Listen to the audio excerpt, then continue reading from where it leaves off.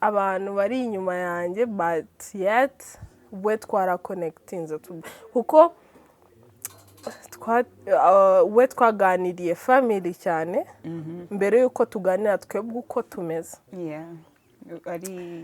Yes, ari family ambwira he's the firstborn, I'm the firstborn daughter, and then turakonekitinga kuko ndabyibuka ko baraje twe turasohoka hanze. Okay, nagiye kwa plaza nkajya kumubona arahageze akagusanga. Yes, akansanga aho ngaho gutyo birakomeza and he was ntago yes byarambangamiraga kuko yashoboraga gusanga abandi batipe bari kuntereta ari bo turi kumwe kuko we nari mbize ko he's so calm kandi ntagashaka gusohoka ariko agomba kuba ahantu ndi. And he didn't really tell me like I love you. And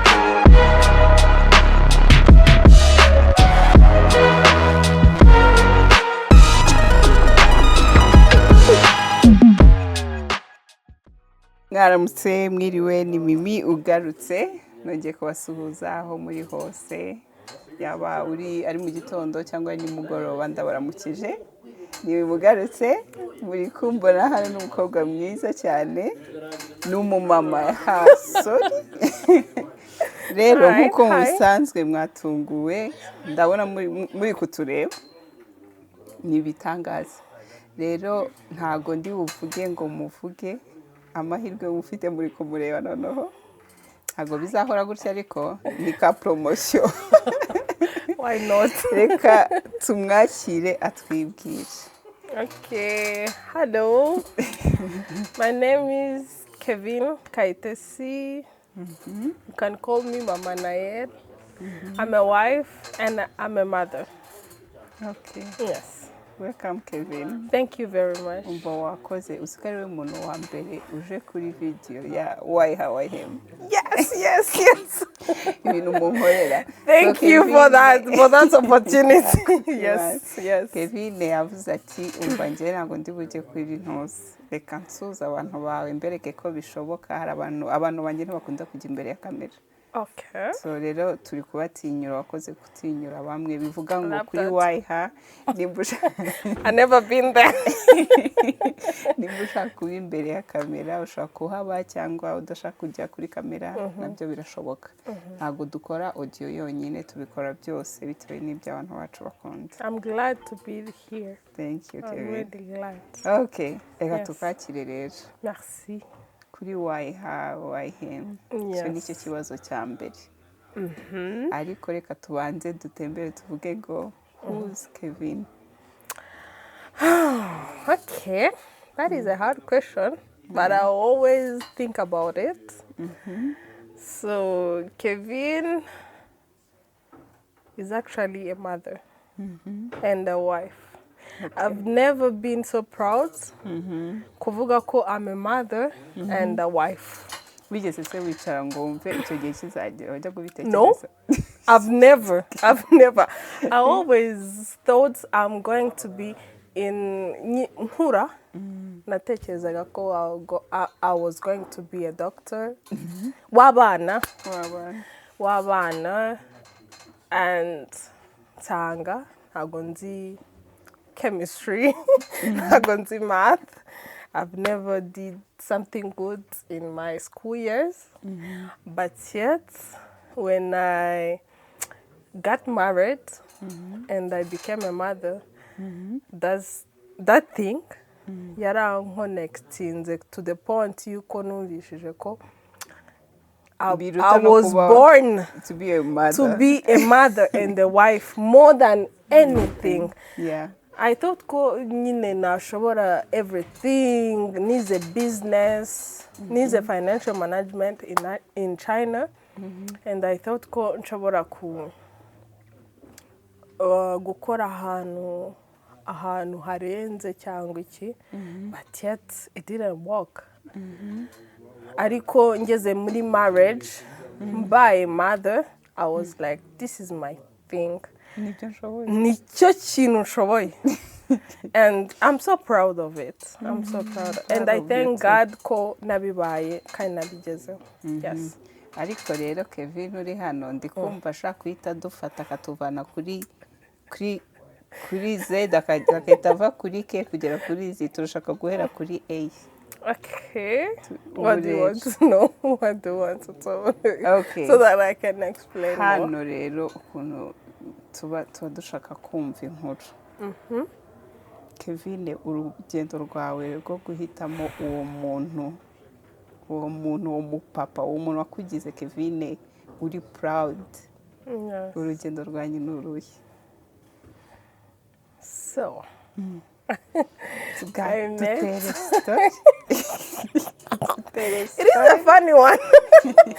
It is a funny one, but I'm going to say it however it is. And I know he's going to watch it, but you know, it is the truth. So, I met my husband. I was back from China. I told you that ko ariho nize. 2021. 4 years ago. Yes. I met him and I was that girl. Ntago navuga ko I was that polite girl. I was polite, but ntago nari mu rugo cyane. Abantu ba China babyumva. Nari mu miguruko gusa. Nari imihanda, nari umva. I was so proud. I was so proud of it.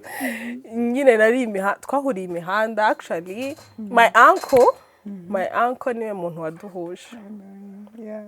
Yes, my uncle niwe muntu waduhuje. Yabahuje siko bizavamo cyangwa yabahuje just? No. We njye nagiye kumusura with my best friend and my sister, my little sister.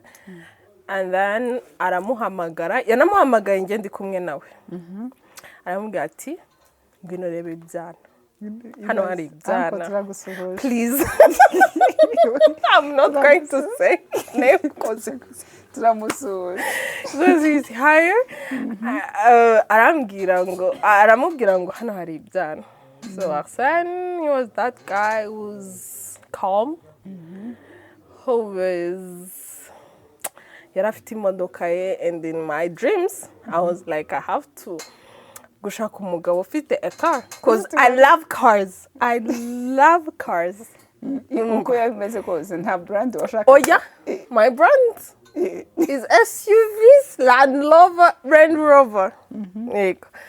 So araza arambwira hano hari ibyana, azana n'abandi batipe ari batatu ndabyibuka. Hama araza turaganira nyine like we connected.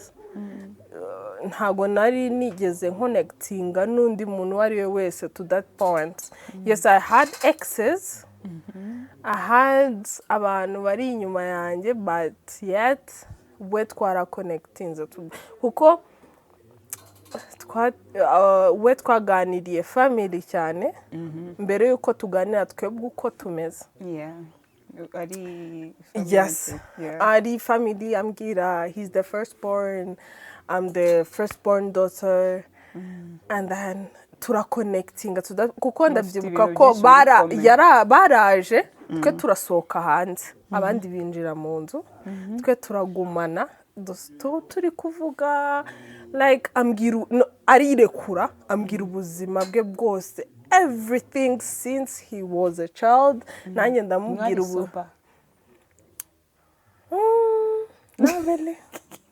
Not really. I don't think so. We were tipsy ariko twarabyibukaga. Yes, twarabyibukaga. And then tura connecting to that point. And then nyuma njyewe rero nakundaga gusohoka cyane pe. Nakundaga gusohoka cyane kandi watabikunda. Sibyo?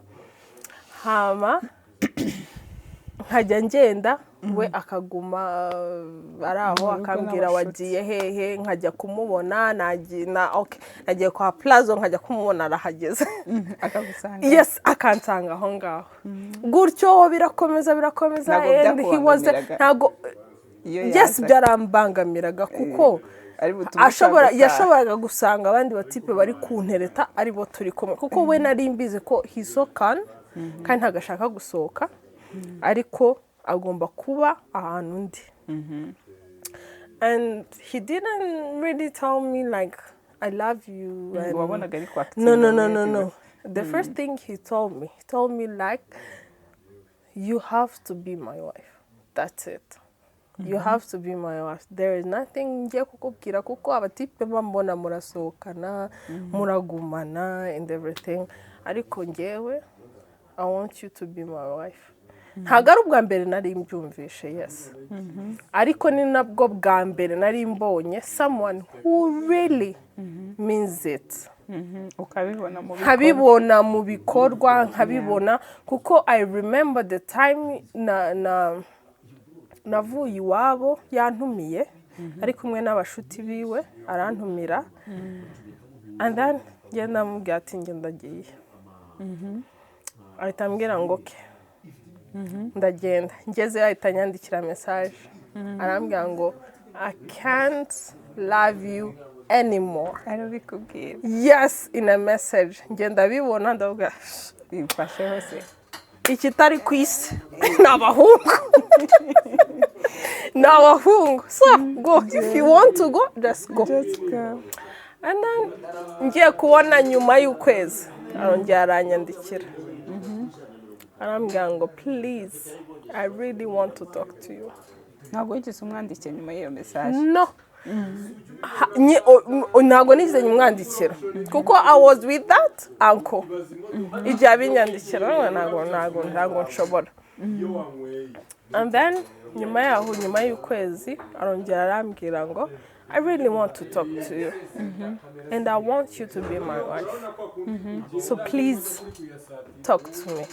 I was like, this guy yambonye n'iki byagenze bite nyine njyewe ntabwo nifataga nk'umuntu waba like a wife figure cyangwa a wife material. I've never saw that kuko even my grandma nari naramubwiye ko I have to get my money first then umugabo azaza inyuma ari gusenga ari ku mavi. So nyuma yaho nyine amaze kumbwira ibyo turavugana kuko ibyo bintu yabimbwiye in May, in June tujya iwabo aranyerekana and then in August we went home ndamwerekana and then in December we got married. Ni iki rero why him? He is a calm man. Aranyumva to the point yuko nanjye ntazi kwiyumva. And then since yampinduye umuntu njyewe ntarinzi ko ngomba kuba nyine yampinduye umuntu njyewe ntarinzi ko nifitemo muri njyewe. Yes, he gave me that love. Although nanjye namuhaye that love ariko yazamuye undi muntu njyewe ubwanjye ntarinzi ko nifitemo. Narinzi ko I'll be that girl uzajya muri shows, no husband, I'll get my money and then that's it. And ufite na freedom mfite na freedom yanjye. But when he came like yakaminze my mind akaminga my heart kuko nari narabaye deceived so many times. Bisa nkaho nabiretse. It's out of nta kindi kintu nshaka out of love. That's it. So I have to taking a boyfriend in a way yo kuvuga ngo ngenda mukuraho ikintu ariko we nta kintu ari bunkureho. We rero he came aranturisha and then azana that Kevine ntarinzi which I'm so proud right now. Yes. So I'm thankful and I appreciate it and I thank God for that. Yes. So mu rugendo iyo uri muri relationship nk'uko wavuze ngo nari party girl n'iki kubera ko uba warakomeretse hari ibintu hari igihe abantu bakujudginga batazi impamvu ukora ibyo ukora. Nanjye narahageze mvuga ngo ngewe umuhungu agomba kunyirukaho kubera ko warabona warashizemo imbaraga nyinshi ugasa nkaho hari light uswitchinze off. Bigasaba umuntu rero noneho uri hariya hejuru kugira ngo ngere that capable. Niho uhita utangiye ukajya ubona iwoko Kevine ari kuza kubera uwo muntu. So ni nk'ibiki byagiye bikubaho biri by'abantu bagiye baguca intege akabura uriya mukobwa se uyu mukobwa yirirwa yirirwaho cyangwa ukanabyumva ukumva abantu bakuvuga ni nk'ibiki byagiye biguca intege ariko ugakomeza. So ibintu byaciye intege, as I said, I was a party girl kandi muri sosiyete nyarwanda when you are that even n'aba friends bakwegereye n'ababyeyi ubwabo baguca intege nyine when ari umubyeyi utakumva aravuga uri umukobwa noneho en plus baravuga ati uyu mukobwa nta kintu azageraho, uyu mukobwa aratubereye ikirumbo, uyu mukobwa bigenze bite sibyo. Ukumva nyine ari amajwi arimo arakupulinga down, noneho wowe ugashakira uburuhukiro muri alcohol, ugashakira uburuhukiro muri gusohoka ahantu hari abantu benshi, that boyfriends that you get, ukumva ko nibo bantu baguhaye amahoro, but yet urimo uriyica in your mind, your mindset urimo urayangiza cyane. Ibyo bintu rero byagiye binshinanye kuko naho ba boyfriends ntago mumarana igihe, hanjye ntago twamaranaga 1 year, yabaga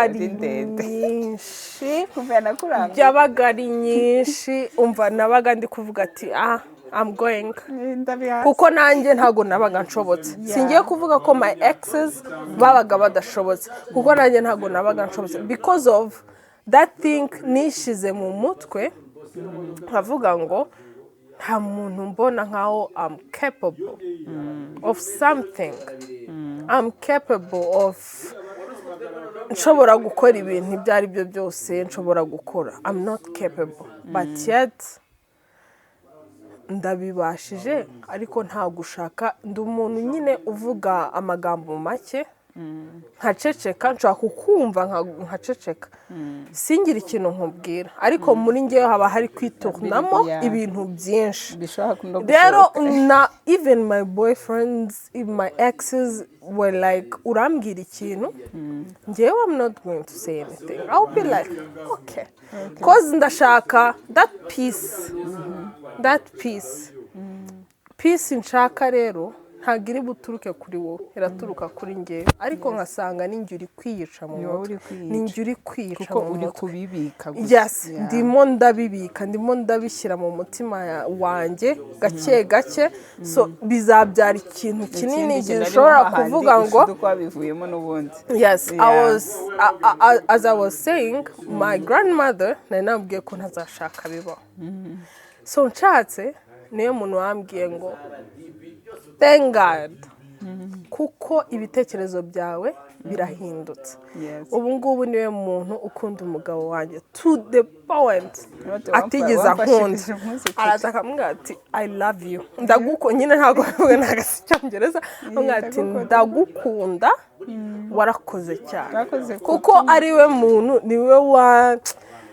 niwe wanzanyemo icyo kintu cyo kwigirira icyizere, actually cyo kwigirira icyizere kuko mpereye mu buto bwanjye urabizi our parents, when these parents baba ari strict, nakuriye muri that family iri so strict sinajyaga nsohoka habe na gatoya ntabwo najyaga nsohoka pe narinze ngera 6e secondaire ntaha saa 8 muri aperugunga banze ya perugunga najyaga ntaha saa 8 njya mu rugo stress mu rugo so bahita banyohereza China had my freedom so I did everything that I've never did. Mama arakubona. So ngarutse mu Rwanda babona ko wahindutse na uwo bajyanye siwe bagarutse. Nyine ababyeyi b'Abanyarwanda baba bafite icyo gihunga kandi nicyo kitubeshejeho ubu nicyo kidukomeje ubu ngubu nicyo cyanangize umuntu wundi we aka kanya nubwo wabyikora ukagira iyo freedom ariko hari ubwoba bakubikamo hari ka kantu gakomeza kaza mu mutwe kaza ngo don't ikintu warengereye ariko nanone ukarengera ukagenda ariko iyo ugarutse mu Rwanda kuko nagarutse mu Rwanda 2020 ariko nari narahindutse undi muntu we batazi so barwana no kugira ngo bagarure wa muntu kandi bitashoboye bari bazi so ntibyashobokaga at that time nyine bagombaga kugira ngo bangarure bansengera bahamagara families bahamagara iki yes everything barakuyeho nge rero na mariage nagiye kuyibabwira habura ukwezi kumwe kuko Narsene ndabivuze Narsene tujya gukundana akambwira ibya mariage naye naramubwiye ko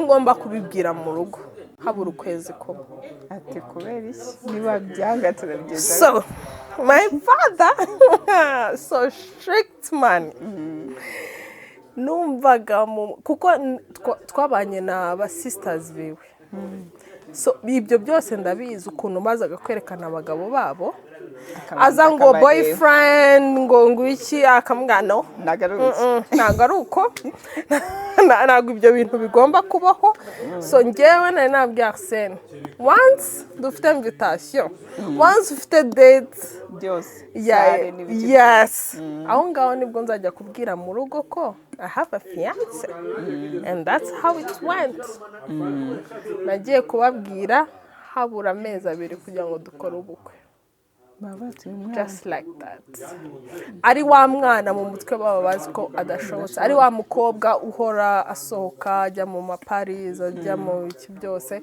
and then ndababwira ngo have a wedding they were like nah you're scamming us urashaka ikintu nagiye kudukura mu you're scamming agiye kudukura ntago wabwa ngo kuko mu buzima bwanjye nabakaga amafaranga aho handi nabaye so down kuko mu buzima bwanjye ndakora mba nshaka ikintu nyine nanjye nterekana ko I have that weakness cyangwa ndi gusaba amafaranga kugira ngo so ibintu bibaho and then amezi 2 papa abona baje gufata irembo very serious urabizi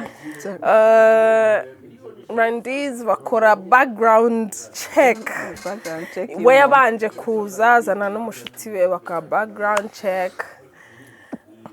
and then barayikora neza basanga ahubwo families ziraziranye cyane kurusha uko twe tuziranye and then biba noneho ikintu kiri smooth tugera ku bukwe tugera hehe and that was yes it was meant to be actually that was I can say hari ukuntu bakunda kuvuga nyine ngo nigeze gukora ku kiganiro hari podcast nakoze turi kuvuga ndi kuganira na Fico kuri bagabo banywa inzoga yes n'abagabo batanywa inzoga ureba mwebwe mwagize igihe nkanjye na Fidele turatandukanye. Fidele yanywaga cyangwa n'ubu baranywa ariko si cyane ibyo kuvuga nyine ngo uranywa ubwo ku muhanda no, akabikora akamenya inshingano ze n'iki byose. So biba bimeze gute? Nkanjye numvaga umugabo unywa inzoga ni ikibazo. Iyo mwembi mushaka kuba munywa inzoga ajya avuga ego komana yanjye urugo se rwabaga umugore unywa inzoga cyangwa n'icyo umugore unywa inzoga, ugasanga nyine ni ikibazo kandi mushobora kuba mufite uburyo mubidiringamo. Nkawe niyi experience wagiye ugira, nkanjye njyewe nazo ariko we arazijya. Iyo life nk'umuntu uzinywa cyangwa uri gustragoringa muri fiançailles cyangwa ibiki, barakubwira uriya mukobwa anywa inzoga ntabwo yakubaka. Kuri wowe urwo rugendo rwari rumeze gute? Cyangwa ugeze muri marriage, kuko iyo ugeze muri marriage urastragoringa, ubona umuntu ari mushyashya ukavuga se uyu narisene narinzi, kandi mwarakundanye ariko akagukorera utuntu ukavuga Jesus ibi ni ibiki. So what I can say about that, it was like uko nabaza, it was meant to be. Ariko the part of ibyo bintu biragongana mu rugo cyane pe. When someone drinking n'undi atanywa biragongana cyane to the point yuko bashobora kubishwanira cyangwa iki, kuko umuntu w'inzoga arara amajoro ari hanze. Ariko njyewe na Arsene, I think what I can say in my opinion, twakoresheje the time we had tuyikoresha neza. Tukajya dusohoka tukajya dukora ibiki byose, umva tugataha mu gitondo. Bakoze neza ubasigaye babacyura saa saba. Exactly. Ibaze no iyo babacyura saa saba nari byo mwakoze. Exactly. Kuko nyine to that point nyine twaramenyanye byimbitse. Namenye good side yiwe, menya bad side yiwe, kuko buriya alcohol nayo ishobora gutuma umuntu amenya undi, akamenya side zose. Kuko nyine like ahuye nanjye ndi soba nkanjye, like atabasha kumenya what is my good side, what is my bad side. Ariko iyo actually nta nubwo twakundanye igihe kirekire. Twakundanye nka 5 to 6 months gusa. Ariko muri icyo gihe twabaga tumaze kwikaraga ahantu hose.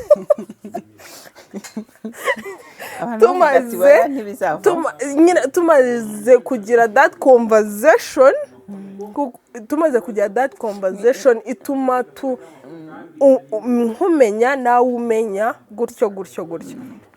So tujya mu rugo tukimahya, byagiye biza gake gake. Dusanga noneho dufite responsibilities ziruta kujya hanze. Dusanga dufite responsibilities zituma tugumaho turi, tugatuza. Wa mutipe akaza yasanga noneho ntabwo ashobora kuza uri muri hangover. Never. Ashaka kubwira ati haguruka ujya kumpa umugati kandi ndawukeneye, kandi ibyo ntushaka kumubwira no. I can't tell my husband no. Like, I'm not going to fetch you water or whatever. But that guy, he'll be like, yo, I'll command you. You both. Atanazi no kuvuga. But I command you, muhaguruke mujye kunshakira icyo kurya. And then, nyine responsibilities zikaza gake. Kuko ari nge nawe twaruzuzanyije. Twigishanya noneho the importance of something we are in. Twigishanya responsibilities, abilities twe twifitemo kandi tutari tuzi. Tugenda rero dukuzanya gake tugenda tubimenya. Now we are a family, dushima Imana yo mu ijuru yaturokoye. Yes. Wigeze ufata nk'umunsi ukavatiye baba wenda wowe utanyweye. Yes. Ukicara ukabwira nka se izi nzoga wenda ngeze. Nje burya ziba zananiye buri munsi. Buri munsi ari nge nawe ziba zatunaniye to the point yuko ashobora kuza cyangwa ngewe nkaza nanyweye and then tugafeelinga. I feel in my heart kuko nakoze icyaha. Yes. Cyangwa bigafeelinga nkaho ngiye nka nyine kubona ko kundi ushaka gufeelinga washitinze on your person kandi utabikoze. Yes, ukanywa alcohol but yet you be like I did something wrong. I have to change. Nyine bikagenda bikugarura namwe ubwanyu wenda yaba yambwiye ntabwo ari umuntu ukunda gusohoka, ntabwo ari umuntu ariko iyo yabikoze I give him time. Nanjye iyo nabikoze he gives me time. Nyine turuzanye dushobora kuvuga ati okay iyi weekend ni yawe nanjye iyi ngiyi ni yanjye. Abantu bavuze, abantu bakugiye kure, they're coming back to you. Yes. And then you're going to give them advices. Yes. You're going to do it. Just one thing. Ibyo mvuze byose ubyihorera. You can do it. Yes. Marriage umezemo neza. I praise God. Kandi n'ubu ngubu ndacyayisaba kugira ngo ngeze ku myaka myinshi kuko nshaka kuba role model to my daughter, to my son. Yes. Bakajya bavuga ko mother and father, I want to be like them. Yes. Okay, tugiye kurangiza. Ni nk'iki ushaka kumbwira wenda kigutera courage gukomeza kuko nta umbwiye ati ngiye Kevine marriage yanjye perfect nshaka kubitira hano ko buri wese aba afite utuntu tujya n'iki gikomeza ukavuga uti iyo ngeze muri no situation mbona kabisa ndi kwibaza why him muri kwibaza cya kibazo uti why him ko biraba. Yes biraba why him ni iki kikugarura imbaraga cyangwa ukora iki ukavuga uti reka muhunge ho gatoya reka muhunge nje ku ruhande ngiye byamfashe gufungura podcast.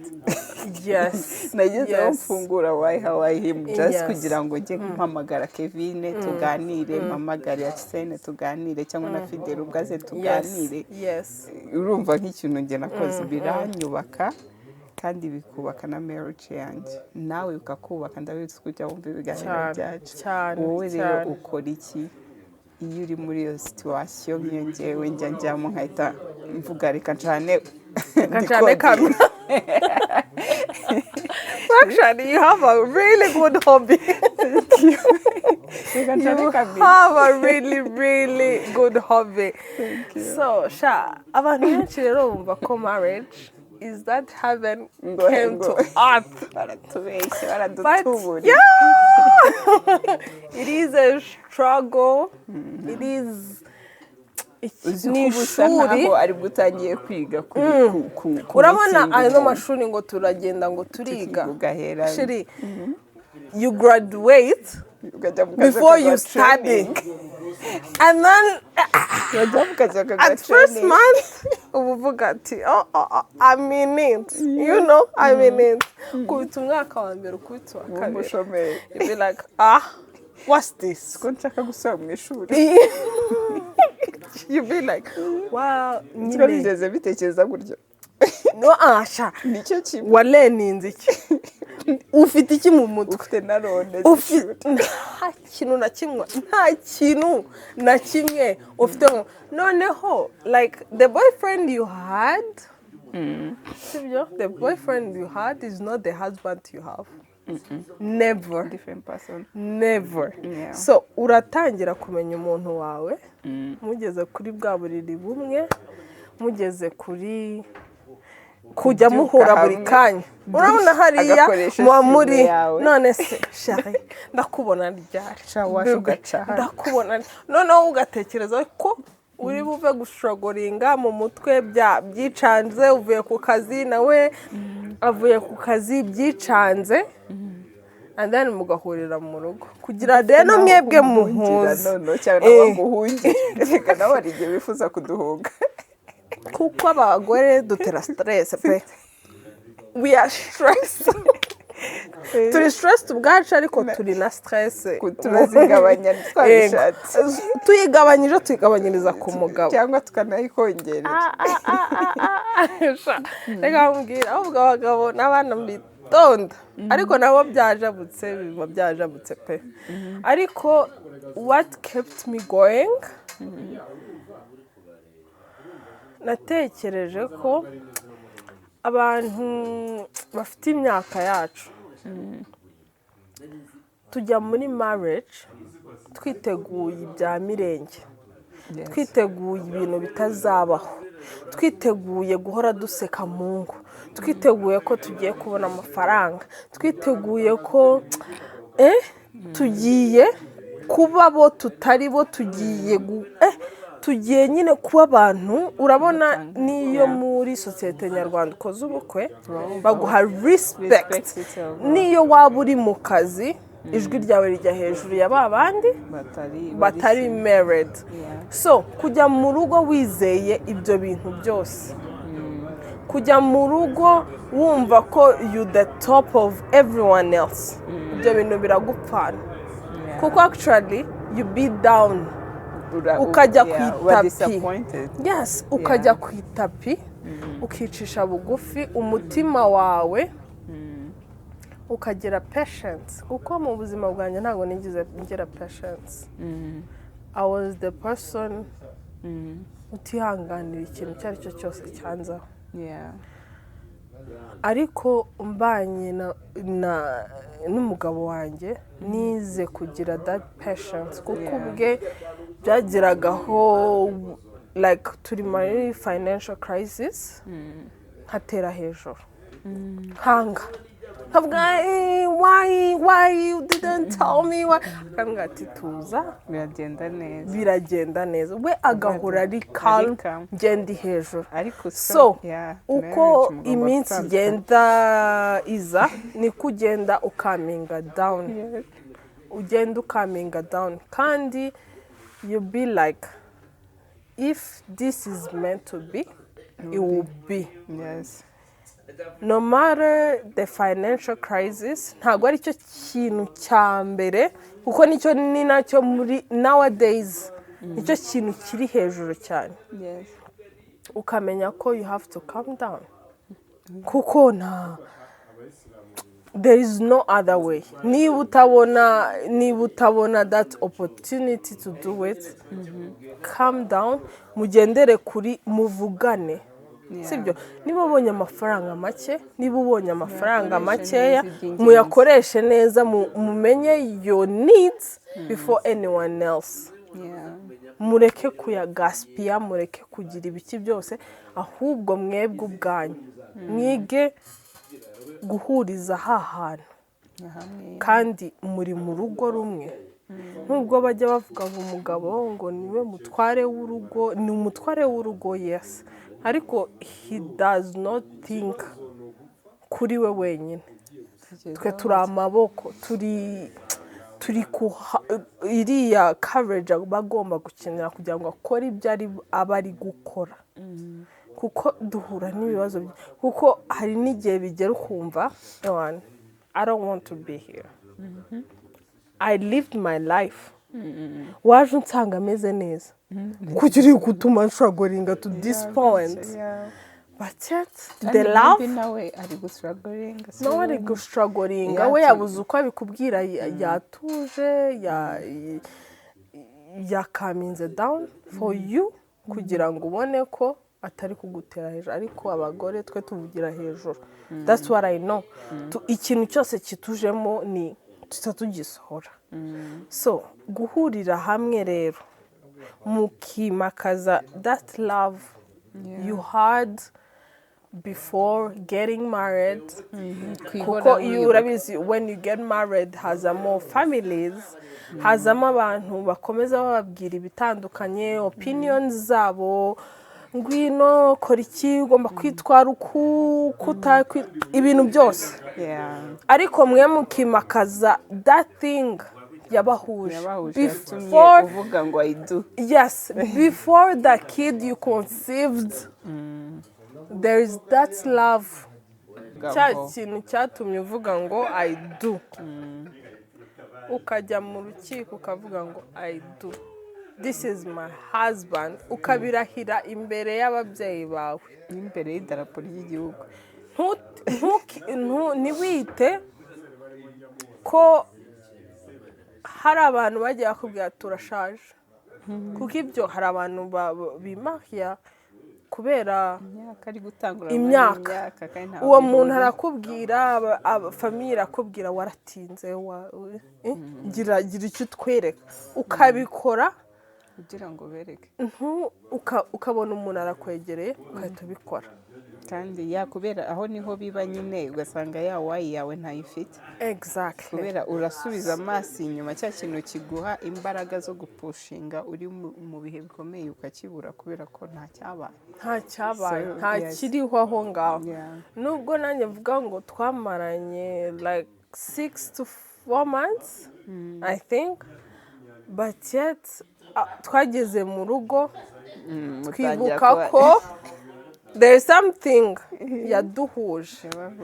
byaraje rero bituma twebwe dukomera bituma twebwe tuvuga ngo we have to do this despite umwana yes turamukunda ariko hari love njyewe nawe turi babiri yaraduhuje iyo love ibyara uriya so nowadays we go to dates we go somewhere twumva ashobora kuba yiriwe mu kazi afite stress ashobora kuba niriwe mu kazi mfite stress ashobora kuba niriwe mu rugo umwana yansajije nyine tugahura twumva there is no connection between us so twahura tudafite iyo connections abagore cyane nibo babikora nkahita mubwira ati urazi let's go somewhere reka twicare tuvuge ibyo twakoze neza tuvuge ibyo twakoze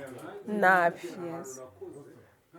we got to connect naye ntabwo ari we muntu uduhuje kano kanya kuko twamaze umwaka ntawe uhari twamaze umwaka atari muri twebwe njyewe nawe ari twe tubana mu nzu imwe so we have to connect more kugira ngo nawe tumuhereze icyo kintu mufite kuko nicyo azakorana yes nuko umuntu agomba kubitekereza rero tugiye gusoreza tuzagaruka ndabizi utaha wenda ushaka kuzagaruka uvuga ati nta mimi nodiyo gusa uno munsi ndi kumva nshaka kwirekura always be on me